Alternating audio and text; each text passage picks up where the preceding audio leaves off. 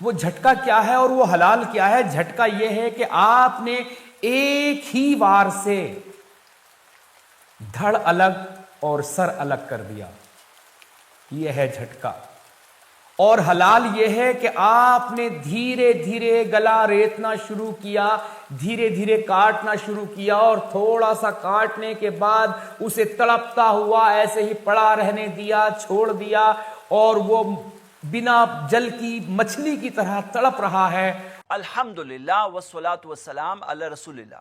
सबसे पहली बात जो वो मिसकोट कर रहे हैं कि धीरे धीरे काटना शुरू किया, धीरे धीरे, ये इस बात को या तो जानते नहीं है, या तो बताना नहीं चाहते, या तो इग्नोरेंट है, या तो फूलिश है। सही मुस्लिम की हदीस है, अल्लाह के रसूल मोहम्मद सल्लल्लाहु अलैहि वसल्लम ने फरमाया, वइज़ा ज़बहतुम फ़अहसिनु ज़बह, जब तुम ज़बह करो तो बेहतरीन तरीके से ज़बह करो। वलयुहिद्द अहदुकुम शफ़रतहु, तुम में से हर किसी को चाहिए कि अपनी छुरी को तेज करो। फलयुरिह ज़बीहतहु, और अपने ज़बीहा को राहत पहुंचाए, यानी धीरे धीरे नहीं बल्कि उसमें तेजी से जो गर्दन की रगों को कट किया जाता है। लेकिन हो सकता है किसी का सवाल यह होगा कि जैसे झटके के अंदर कोशिश की जाती है कि एक झटके के अंदर गर्दन अलग हो जाए, तो ऐसा तो नहीं होता। यहां पे तो छुरी से जो गर्दन की रगों को काटा जाता है, भले ही तेज होगी, भले ही जल्दी कटेगी, लेकिन फिर भी पूरा सर तो अलग नहीं हो रहा है। आप इस फोटो के जरिए बात को समझ सकते हैं कि जो खून की रगें हैं, जिससे खून सप्लाई हो रहा है ब्रेन में, वो किस तरफ है? वो गर्दन की तरफ है, यानी कि जानवर की फ्रंट की तरफ है, या उसकी पीठ की तरफ, बैक की तरफ है? देख के बताओ। वो फ्रंट की तरफ है, यानी कि गर्दन की तरफ है, जहां पे हम छुरी को चलाते हैं।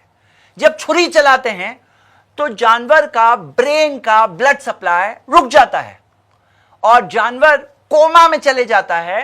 यह चीज आप कई रिपोर्ट्स के जरिए देख सकते हैं, और इस चीज के अंदर ये रिपोर्ट्स में हमें पता चलता है कि जानवर का जब ब्रेन का ब्लड सप्लाई रुक जाता है तो उस वक्त पर वो दर्द महसूस नहीं करता। अब ये जो कह रहे हैं रेंगते हुए देखते हो, जानवर जो मूव कर रहा है, अपने पांव को मूव कर रहा है, ये दर्द की वजह से नहीं होता, ये मसल कॉन्ट्रैक्शंस की वजह से होता है। जब खून तेजी से, खून रगों में से निकल करके जिस्म से बाहर निकल रहा होता है, तो इस कॉन्ट्रैक्शंस की वजह से ये होता है, बल्कि दर्द की वजह से नहीं होता। लेकिन आप खुद सोचो कि पीछे से कोई झटके से मारने की कोशिश कर रहा है, और अगर वो 1, 2, 3 अलग अलग झटकों में मारना पड़ा उसे, उस वक्त पर जब तक पीछे से मारते मारते आगे की खून की रगें कटेगी, तब तक जानवर कितना दर्द में होता है, तब तक कितनी तकलीफ में होता है, आप खुद इमेजिन करिए।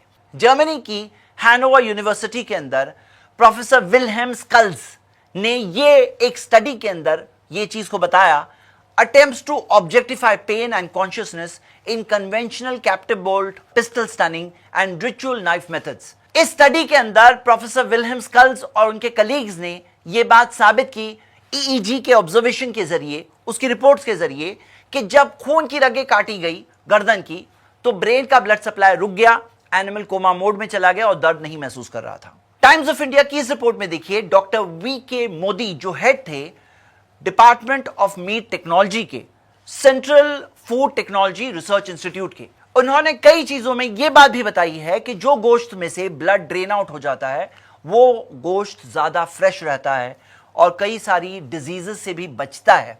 हम सब जानते हैं कि ब्लड सबसे बेस्ट मीडियम है जिसके जरिए बैक्टीरिया ग्रो होती है। जैसे लेबोरेटरीज में भी ब्लड रखा जाता है खास एज अ मीडिया जिसके जरिए बैक्टीरियाज ब्रीड होती है। तो यहां पर जब वो ब्लड निकल जाता है तो उसकी वजह से वो सारी चीजों से, प्रॉब्लम से वो गोश्त बच जाता है, बल्कि ज्यादा देर तक फ्रेश और ज्यादा बेहतर और ज्यादा अच्छा होता है। ज़बीहा मेथड के कई और बेनिफिट्स भी होते हैं, जैसे डॉक्टर वीके मोदी और दूसरे रिसर्चर्स के अंदर भी आया है, और हम वो चीज देख सकते हैं। जो मेन ऑब्जेक्शन है कि उसके अंदर दर्द और तकलीफ होती है, ये ऑब्जेक्शन हम देखते हैं कि वैलिड ऑब्जेक्शन नहीं है, जैसा कि इस चीज से पता चली, क्योंकि एक बहुत ही हार्मफुल चीज है, उसको वहां से निकालना भी जरूरी है। और जो एनिमल होता है उस वक्त तकलीफ में नहीं होता, जैसा कि हमने देखा। ज़बीहा मेथड के और भी कई सारे बेनिफिट्स होते हैं, जैसे डॉक्टर वीके मोदी की इस रिपोर्ट में आप पढ़ सकते हैं, या ऐसे दूसरे रिसर्च पेपर्स में भी ये बात आई है।